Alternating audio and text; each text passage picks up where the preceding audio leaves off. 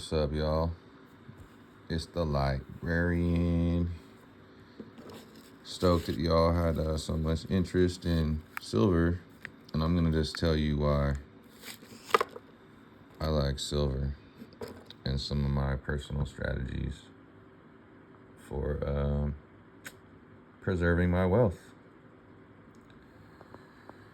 So, gold is great. If you can afford gold, go ahead and buy yourself an ounce of gold, but that's gonna hit you for quite a bit of money right now. I don't know, 2,800, whatever the spot price is. Usually $50 over is what some of these coin shops charge, depending on the coin. I recommend only buying US minted coins at this point. So get yourself a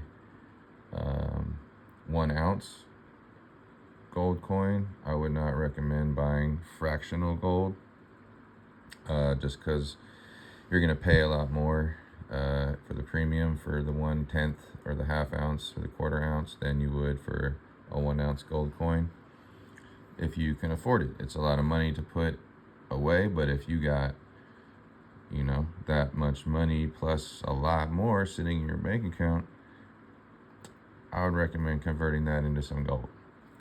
But if you are, on the other hand, just trying to do your thing and diversify a little bit without putting that much into it, here's a couple things you can do. You got these Silver Eagles with the Liberty BZ on it. These are actually pretty high premium compared to, let's say, a generic silver round or silver bar, because these are US government minted. But these are actually cheaper, only a couple dollars over spot, because the condition they're in is not super grady, but that's fine because it's still an ounce of silver. And these, they call junk silver or constitutional silver, and that is pre-65 silver.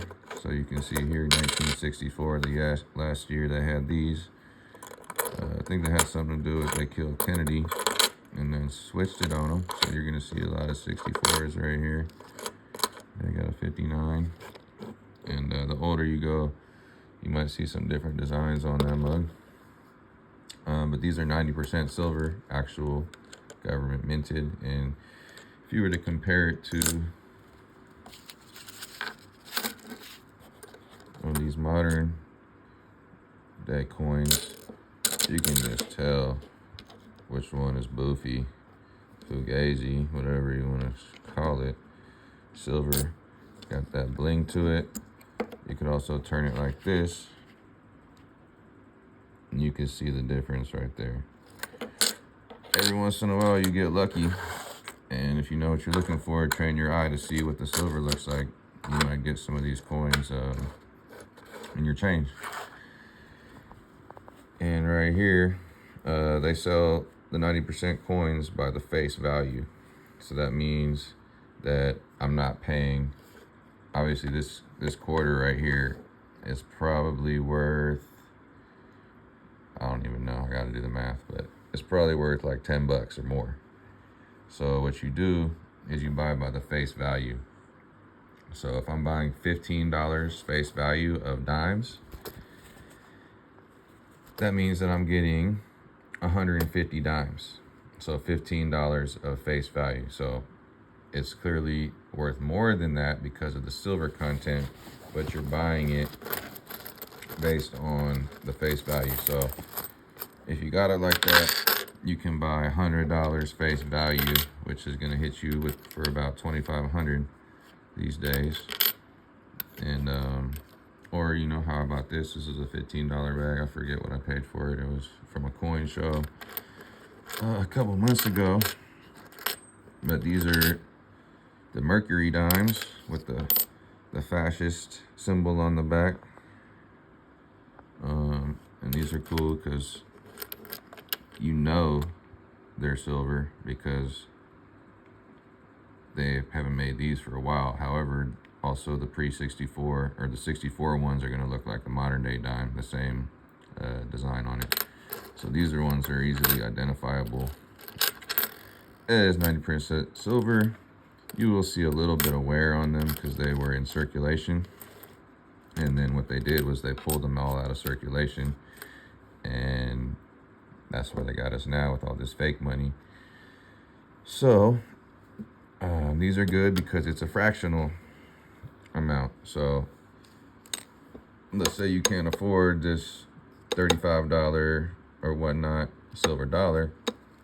You could go into the coin shop and buy like one of these at a time. Like, you're not going to get a good deal necessarily if you're buying a bigger bag. You might get more of a plug. However, if and when shit hits the fan scenario, this silver dollar might be worth a lot more than it is right now. Because if you had a 1 ounce gold eagle coin, it says $50 on it because it is actually currency. And this is a $1 coin. But if you look at the charts today, somewhere around $33, $34 for an ounce of silver. And I didn't check gold, but I'm assuming it's in the 2,700 range still. So if that's one silver coin equals is $1 and one gold coin is $50, that's a 1 to 50 gold to silver ratio. But if you look at the value today, it's actually 1 to 84. So that means silver is actually undervalued. And what that means is that silver should actually be, in comparison to gold, over $50 an ounce. So when silver corrects itself because it's highly manipulated and goes up to what it should be valued at, the value of this is going to skyrocket.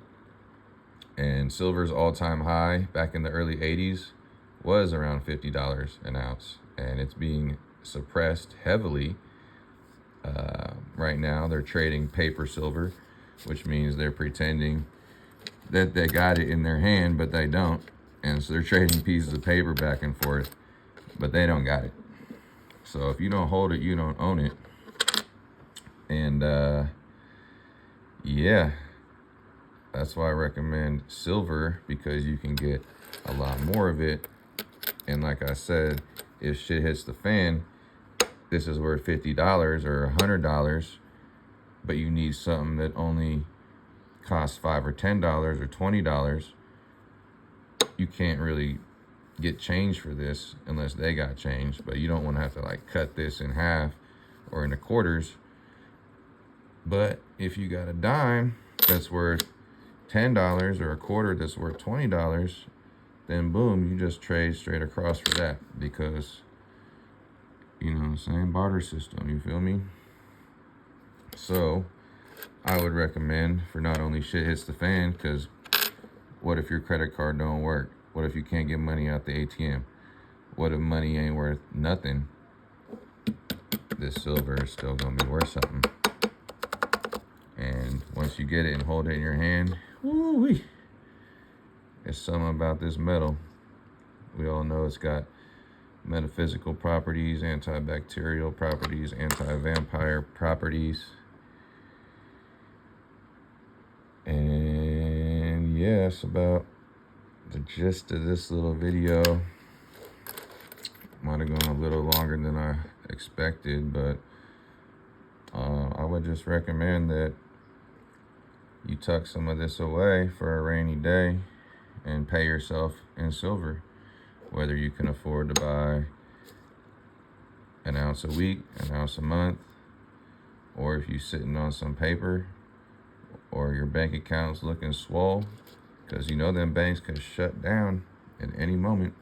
Look at the history of bank shuts down where people's accounts just went to zero. So why risk getting that zero when silver has gone up, what, 43% in 1 year? and the power of the US dollar is going down. So that's the point I'm trying to make. Protect your wealth, your assets, and get something cool and collectible that you can actually physically hold. And yeah, gold and silver is the only real currency in the world. Them paper bills, reserve notes, that's boof. That's fake. So yeah, get it while you can, because you never know. We're living in these serious, uncertain times where anything could happen. And that's why I recommend getting yourself some AU or some AG. That's gold and silver. All right. Happy stacking. Over and out. Peace.